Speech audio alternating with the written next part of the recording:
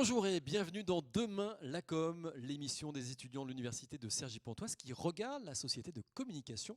Et on va s'intéresser aujourd'hui à la publicité qui innove et on va s'intéresser tout de suite au print. Le print qui innove. Bonjour Héloïse. Bonjour Olivier. Alors Héloïse, on a envie d'abord de se demander, le print c'est quoi? C'est le bon vieux papier, mais précisément, c'est quoi le print? Alors le print suppose l'ensemble des supports imprimés en marketing. Donc on a souvent une image du print comme une image fixe et un peu moins interactive que certains autres médias comme la télévision. C'est vrai. Mais nous avons des annonceurs qui nous prouvent le contraire, Ah, comme Motorola par exemple. Alors Motorola a créé une pub dans un magazine. Ils ont utilisé le papier polycarbonate et des lumières LED. Donc l'utilisateur touche simplement le papier pour changer les couleurs du téléphone. C'est une bonne manière de promouvoir leurs produits, n'est-ce pas? ouais, effectivement, c'est très impressionnant et vous avez d'autres exemples tout aussi impressionnants. Oui, exactement. On a aussi Neutrogena qui propose à ses lecteurs de démaquiller la une d'un célèbre magazine Caraste et notamment une célébrité.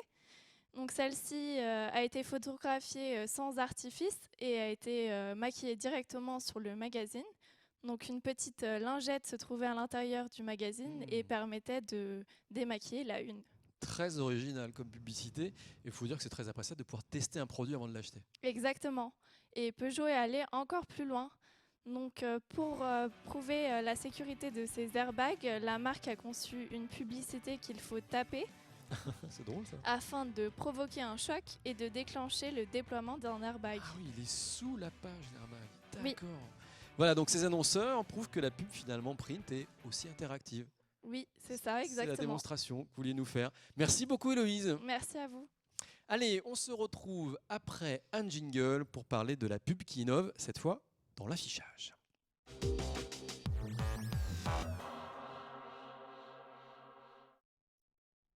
La publicité innove aussi dans l'affichage. On en parle avec Charlène. Bonjour Charlène, la pub Bonjour, innove dans Olivier. l'affichage.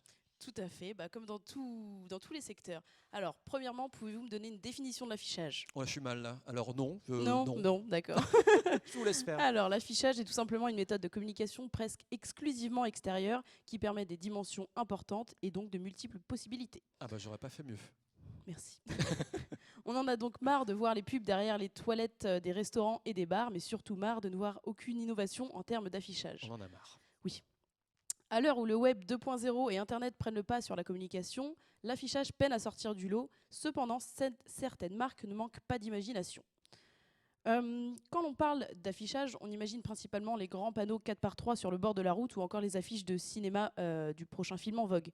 Aujourd'hui, l'affichage, c'est bien plus que ça, car les moyens et les éléments mis en place sont d'autant plus imposants et percutants. Afin de toucher une cible voulue par un affichage, il faut réussir à se démarquer.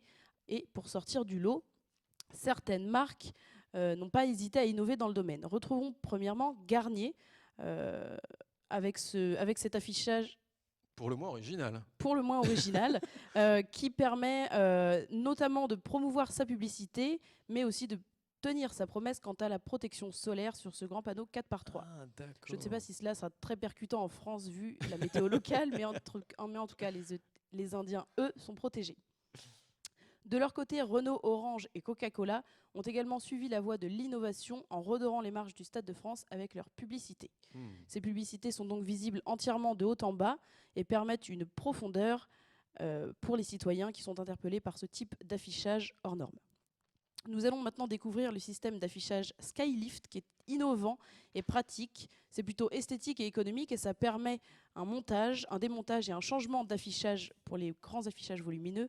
Pas besoin de nacelle, une simple télécommande suffit. D'accord. Donc là, on peut voir un exemple sur Ikea. Passons à présent à un système d'affichage un petit peu plus volumineux et imposant.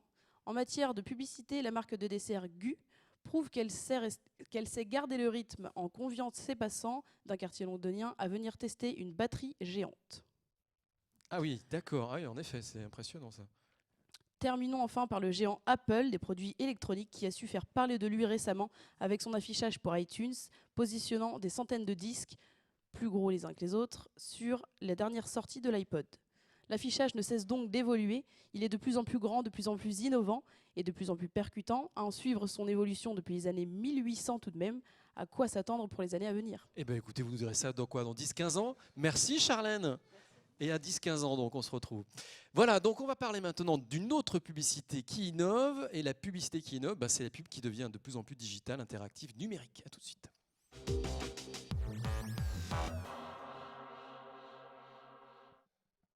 La publicité innove et elle innove aussi parce que nous vivons dans un monde numérique. La pub digitale, ça ressemble à quoi? On voit ça avec Charlotte. Bonjour Charlotte. Bonjour Olivier. Alors, la pub qui innove, la pub numérique, c'est quoi? Alors, la publicité interactive, c'est très intéressant parce qu'elle regroupe tous les moyens, les canaux et les supports de communication existants ou naissants. Et de là, la diffusion du message n'est pas seulement faite par la télévision, sachez-le, mais aussi par nous, l'individu. Ah oui, d'accord. En effet, avec une publicité de Nivea pour promouvoir sa nouvelle crème solaire, elle offre un bracelet connecté qui nous permet d'avoir nos enfants sous surveillance à la plage. Donc, cette publicité s'est passée au Brésil. Ce bracelet connecté est détachable sur la page de publicité d'un magazine. Les parents l'accrochent au poignet de leurs enfants. Ils téléchargent ensuite une application qui est liée sur leur mobile, entrent le code du bracelet et définissent eux-mêmes un périmètre de sécurité. Dès que ce périmètre de sécurité va être, excusez-moi, Ouais, il est défini, voilà, si l'enfant s'éloigne. Si l'enfant s'éloigne, ça une sonne. alerte mobile va sonner Eh oui. et donc du coup les parents seront prévenus et pourront éviter le pire. Ici, l'objectif de la marque donc de Nivea est de créer un lien affectif avec le consommateur et d'où un message subliminal, Nivea me protège. Et oui, il me protège, pas que du soleil. Ouais, c'est très très Exactement. malin. Vous avez un autre exemple? Oui, j'en ai un autre. Et donc, je vais vous parler de la marque de prêt-à-porter canadienne, Marks, qui a lancé une opération promotionnelle Ready for Winter, comprenez ici prêt pour l'hiver. Et au Canada, nous le savons, Olivier, l'hiver est très très froid. La température peut atteindre des degrés très négatifs. Exemple avec des capteurs donc thermiques installés sur des panneaux d'affichage en pleine rue, les passants découvrent en temps réel les réductions qui leur sont accordées. Moins 23 degrés en extérieur correspond à une réduction de moins 23% en magasin. Pas mal, vivement le moins 50. Exactement. Les informations sont directement reliées au magasin Marks et en ligne, ce qui permet de faire bénéficier un maximum les consommateurs. Ici, l'objectif de la marque Marks est de provoquer l'acte d'achat et de promouvoir aussi Marks. Allez, un exemple maintenant chez nos voisins suisses. Exactement, je vais vous emmener là-bas. Donc c'est une publicité interactive mais un peu plus sociale car toutes les 2 semaines, une femme en Suisse décède de violences conjugales. Et pour sensibiliser à ce phénomène, l'agence Publicis et l'association Frauenzentral Zurich ont décidé d'installer une dispute conjugale en temps réel dans un panneau d'affichage. Donc on peut le voir que les clients du centre commercial sont vraiment surpris et oui, en effet scandalisés et interviennent dans la dispute en demandant à l'homme d'arrêter de taper sa femme. Et donc l'homme va s'arrêter et entamer un échange avec les passants. Et donc c'est vraiment l'interactivité est donc plus vivant que l'affichage. Et comme on peut le voir, la publicité n'en est vraiment qu'à ses débuts. Eh oui, la publicité interactive, ça révolutionne complètement les Exactement. codes de l'affichage. Exactement. Et oui. Et Charlotte. donc ce sera le moyen de diffusion, à mon avis, des plus utilisés pour la communication de demain. Et pour finir, Olivier, nous pouvons dire que le consommateur est activement participatif de la publicité Voilà, de demain. il est actif, activement actif. Exactement. Merci beaucoup Charlotte, merci. Merci À vous. suivre, nous allons nous intéresser à la publicité qui sent bon, la publicité qui se mange. Et oui, ça existe.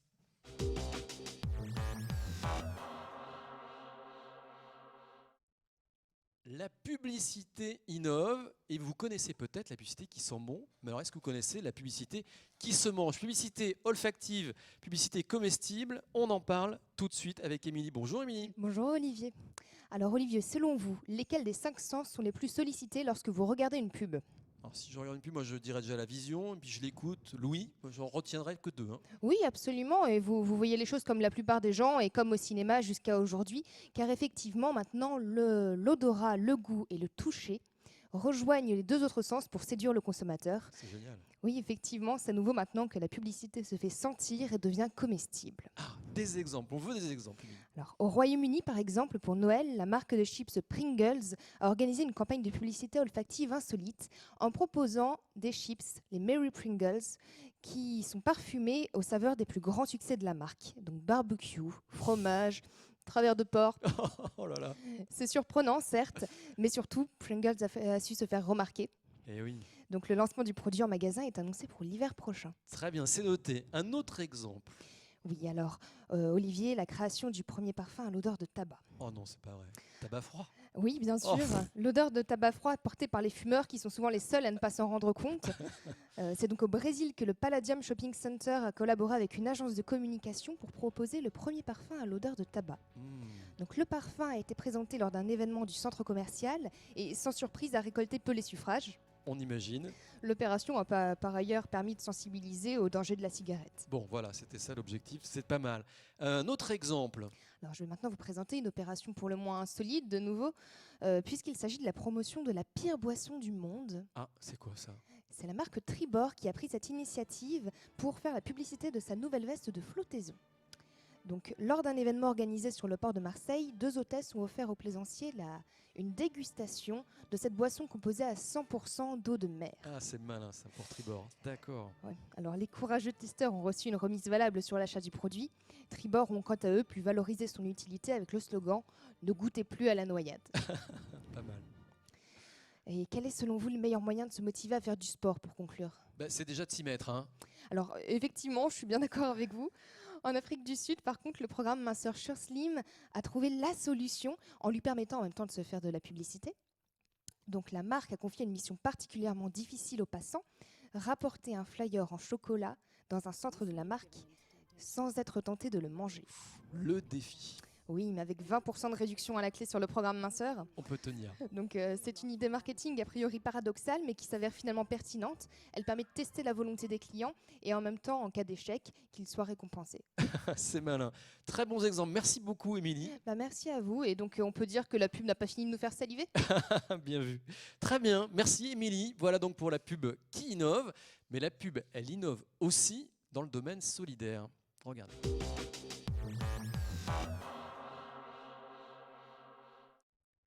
La publicité qui innove, la publicité innove dans tous les domaines, elle innove aussi dans le domaine de la solidarité et on en parle avec Franck. Bonjour Franck. Bonjour Olivier. Donc si je vous dis communication solidaire, que me répondez-vous instinctivement? Je pense à tout ce qui est caritatif, des pubs pour les Restos du Cœur, la Croix-Rouge, pourquoi pas aussi pour AIDS, la solidarité quoi. C'est ça, vous êtes sur la bonne voie Olivier. Nous allons voir une définition un tout petit peu plus précise Bon, d'accord.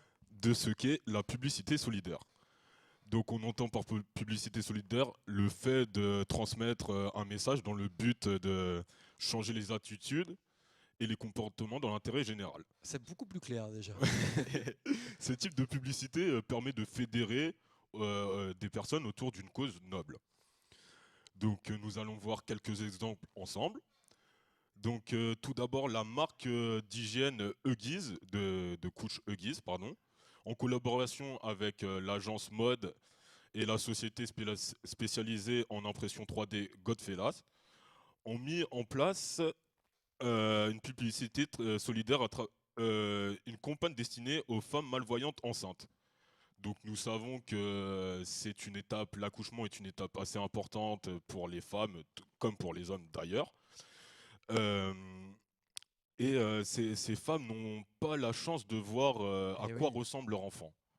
Donc pour essayer de remédier à ce souci, donc la marque d'hygiène a mis en place une version imprimée en 3D des échographies. D'accord, donc elles peuvent découvrir à quoi ressemblera leur enfant à travers l'échographie. Voilà, c'est ça. C'est génial. Nous allons voir un autre exemple. Une campagne mise en place par Curious Crab pour lutter contre l'isolement des personnes âgées. Il faut savoir qu'1,2 million malheureusement de personnes souffrent d'isolement. Et donc ils ont mis en place un réseau social qui permet de mettre en relation des personnes âgées isolées et des individus ayant besoin d'arrondir leur fin de mois. Ce concept a pour but de créer des liens et de faire en sorte que ces personnes qui sont victimes d'isolement se sentent moins seules. Oui, bien sûr. Pour transmettre son message, Curious Crab utilise la carte de l'ironie, comme nous pouvons le voir, nous avons pu le voir à l'écran. Et pour finir, un autre exemple, Oxia Life, Donc nous savons qu'en France, le chômage est un problème sociétal très très important. Donc Oxialive propose à des chômeurs de mettre en valeur leur CV en affichant leur CV sur des panneaux publicitaires dynamiques. D'accord. On a fait le tour des exemples. Voilà, c'est ça. Oui, oui. Mais vous avez gardé pour la fin, petit malin, une interview d'un professionnel qui nous dit, voilà, la pub qui innove c'est bien, mais il faut rester sur l'essentiel. Comment s'appelle cette personne qu'on va découvrir? Alors cette personne s'appelle Christophe Bézias. Il travaille où? Eh bien on va le découvrir. On va le découvrir tous ensemble. Allez. Je ne sais pas si on peut vraiment parler d'innovation en matière de publicité. Pour moi, le maître mot, c'est plus la créativité qui doit habiter les supports de communication dans un univers qui est déjà très très encombré. Donc il faut surtout arriver à se démarquer.